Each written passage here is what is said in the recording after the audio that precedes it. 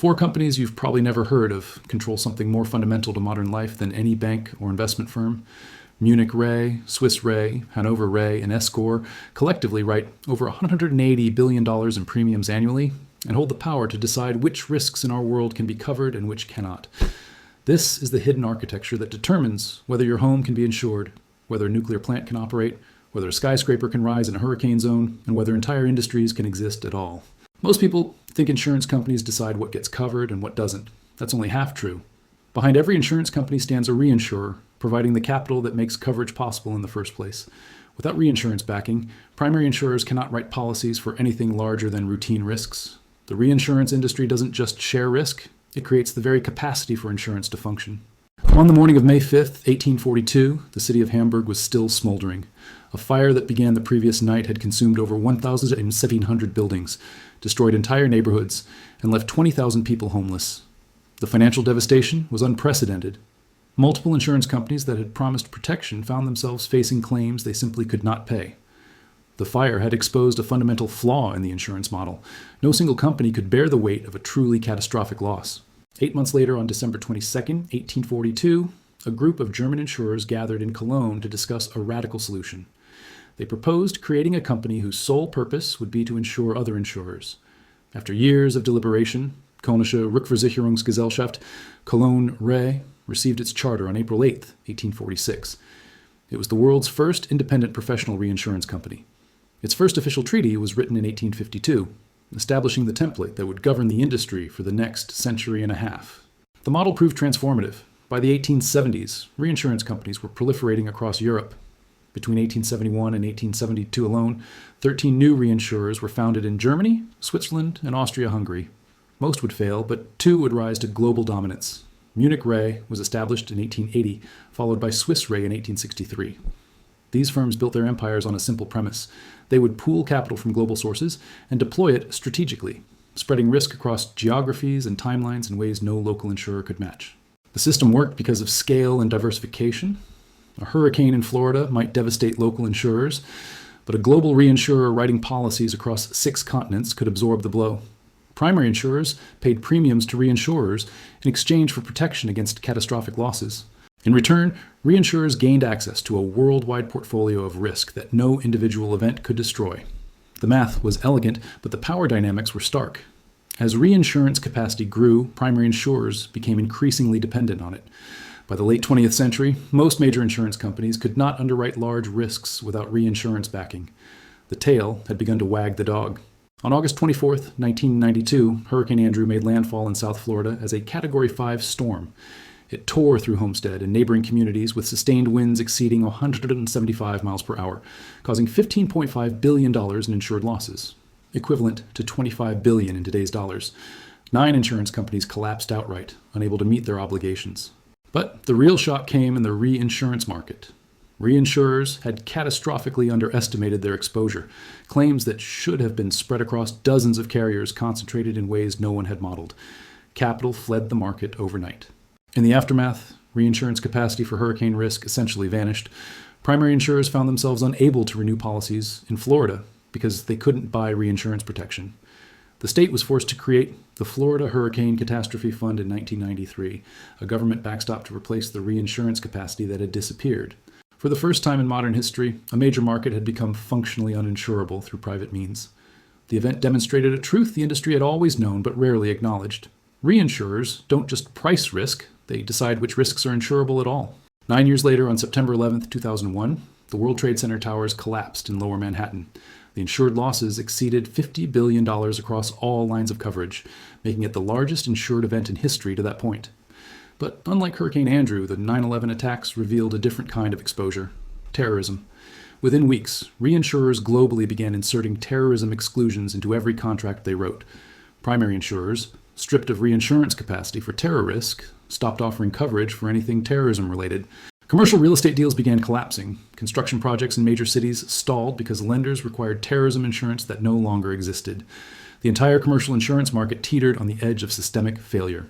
Congress responded in November 2002 with the Terrorism Risk Insurance Act, or TRIA, which created a federal government backstop for terrorism losses. The government had been forced to step in because reinsurers had withdrawn capacity so completely and so suddenly that private insurance could no longer function. Terrorism had become uninsurable the moment reinsurers decided it was. Today, the top 4 reinsurers control approximately 40% of the global reinsurance market. Munich Re alone writes over $42 billion in gross premiums annually. Swiss Re follows with approximately $43 billion. Hanover Re and SCOR combined for another $45 billion. These 4 companies, along with a handful of others, including Lloyd's of London Syndicates and Berkshire Hathaway's reinsurance operations, effectively determine the boundaries of insurability worldwide. Their decisions ripple through every insurance market on Earth. The concentration gives them extraordinary pricing power. Every year on January 1st, the majority of reinsurance contracts around the world come up for renewal. This single date has become the pivot point for global insurance capacity. In the months leading up to January 1st, primary insurers negotiate with reinsurers to secure protection for the coming year. If reinsurers decide to harden the market, raising prices and reducing capacity, primary insurers have no choice but to accept the terms or stop writing business. The 2023 renewal season saw property catastrophe reinsurance rates increase between 45% and 100% in a single year. Primary insurers passed those costs to policyholders or withdrew from markets entirely. This power has practical consequences that most people never see until it affects them directly. Between 2019 and 2024, over 100,000 California homeowners lost coverage as insurers withdrew from wildfire-prone areas. State Farm, the state's largest carrier, announced in 2023 it would no longer accept new homeowners' applications in California, citing rising catastrophe costs. The direct cause was reinsurance. As wildfire losses mounted, reinsurers raised rates so aggressively that primary insurers could no longer afford to operate profitably in the state. Florida experienced similar withdrawals as hurricane exposure intensified. Multiple national carriers exited the market entirely. The pattern repeats across risk categories. After COVID-19, pandemic exclusions appeared in nearly every business interruption policy worldwide. Reinsurers refused to provide capacity for communicable disease risk, effectively making pandemic coverage uninsurable for most businesses. Nuclear accidents have long been excluded from standard policies, forcing governments to create special liability pools. Cyber risk remains partially insurable only because it hasn't yet produced a loss large enough to trigger reinsurer flight. When that happens, and industry experts increasingly say when, not if, cyber insurance may follow the same trajectory as terrorism coverage. The 4 giants determine insurability through 3 primary mechanisms: capacity allocation, pricing discipline, and exclusion language. Capacity allocation is the most straightforward. Reinsurers decide each year how much capital they will deploy to specific risk categories and geographies. If Munich Re and Swiss Re collectively decide to reduce capacity for coastal property in the southeastern United States by 30%, primary insurers in that region must either shrink their books of business, raise prices dramatically, or stop writing policies altogether. Policyholders face higher premiums, reduced coverage, or no coverage at all, but they never see the reinsurance decision that caused the change. Pricing discipline works through coordination that, while not formally collusive, produces consistent market behavior. The big 4 reinsurers employ thousands of actuaries who model the same catastrophes, analyze the same loss data, and arrive at similar conclusions about adequate pricing. When one major reinsurer signals that rates are insufficient, others typically follow. The January 1st renewals become a collective repricing event where terms move in tandem. Primary insurers, facing similar rate increases from multiple reinsurers, have limited ability to shop for better deals. The market hardens as a coordinated response to perceived underpricing, regardless of individual primary insurer loss experience. Exclusion language represents the most absolute form of control. When reinsurers decide a risk category is uninsurable, they simply exclude it from treaty language. Terrorism was made uninsurable this way after 9/11. Pandemic became uninsurable after COVID-19. Acts of war have always been excluded. These exclusions cascade down to primary policies, making entire categories of risk uninsurable through private markets. Policyholders discover coverage gaps only when they file claims and learn that the disaster they experienced falls into an excluded category. By then, the decision was made years earlier in a Munich Re underwriting office or a Swiss Re treaty negotiation. The geographic concentration of decision-making power amplifies this control. 3 of the 4 giants are based in continental Europe: Munich Re in Germany, Swiss Re in Switzerland, and Hanover Re in Germany. SCOR operates from Paris. Lloyd's of London adds British capacity. American reinsurance operations, while substantial, largely follow pricing and capacity decisions made in European headquarters. This means that insurability decisions for American homeowners in Florida farmers in Iowa, and businesses in California are being made by executives in Munich, Zurich, and Hanover based on global capital allocation strategies that may prioritize stability and profitability over coverage availability in any particular market. The model contains structural vulnerabilities that regulators increasingly recognize but struggle to address. The global reinsurance market operates with relatively light regulation compared to primary insurance. Reinsurers are not subject to the same rate approval processes, coverage mandates, or consumer protection rules that govern primary insurers. They operate in a wholesale market where contracts are negotiated between sophisticated parties with theoretically equal bargaining power. But that theoretical equality breaks down when 4 companies control 40% of global capacity. Primary insurers depend on reinsurance backing to maintain their capital positions and meet regulatory solvency requirements. Reinsurers face no equivalent dependency in the other direction. Climate change is stressing the system in ways it was never designed to handle. Catastrophe losses that were once considered 1 in 100-year events are occurring with increasing frequency. The global reinsurance industry paid out over $135 billion for natural catastrophe losses in 2023 alone.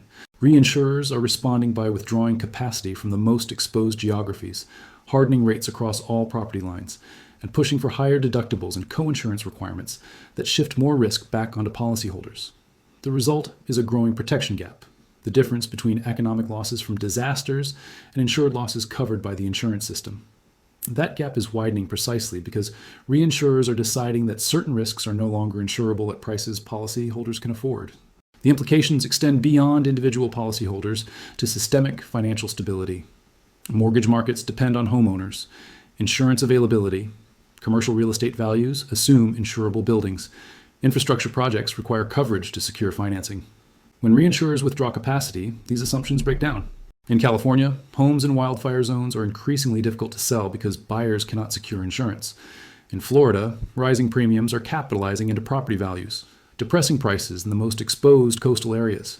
These are not market corrections based on individual property risk. They are repricing events driven by reinsurance capacity decisions made at the global level. It does not exist at sufficient scale. The federal government continues to backstop an industry that decided terrorism was uninsurable and has never reversed that decision. The future of the system is approaching an inflection point. Parametric insurance, coverage that pays based on triggering events rather than actual losses, is emerging as a potential alternative that requires less reinsurance backing. Catastrophe bonds and insurance-linked securities allow risk to be transferred directly to capital markets without traditional reinsurance intermediation. These innovations could theoretically reduce dependence on the 4 giants, but they remain small relative to overall market size. Munich Re, Swiss Re, Hanover Re, and SCOR are actively investing in these alternative risk transfer mechanisms, ensuring they maintain influence even as the market structure evolves. The core insight that reinsurers themselves rarely articulate is this: insurability is not a natural property of risk itself.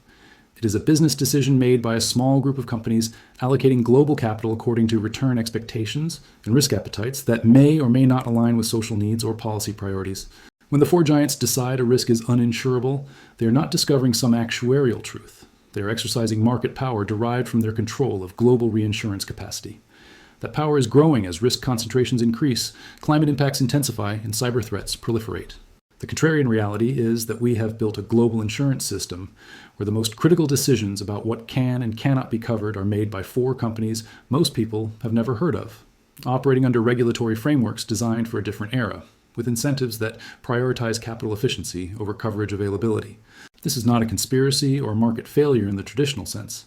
It is the logical outcome of a system that treats risk transfer as a purely private market function while simultaneously depending on it for systemic stability. The 4 reinsurance giants are doing exactly what they were designed to do: allocate capital efficiently and protect their balance sheets from catastrophic losses. The problem is that society needs insurance to function differently than capital markets need reinsurance to function. When those 2 imperatives conflict, reinsurers will always prioritize their capital position because that is the foundation of their business model. They will withdraw from markets, exclude risks, and harden pricing whenever their models suggest that's the prudent course. Policyholders and governments are left to navigate the consequences: rising protection gaps, government backstops, or exposure to risks that private markets have deemed uninsurable. The 4 giants are not making these decisions maliciously. They are making them rationally within a system that gives them the power to define the boundaries of insurability itself. That power shapes modern life more than most people realize, and it is concentrating rather than diffusing.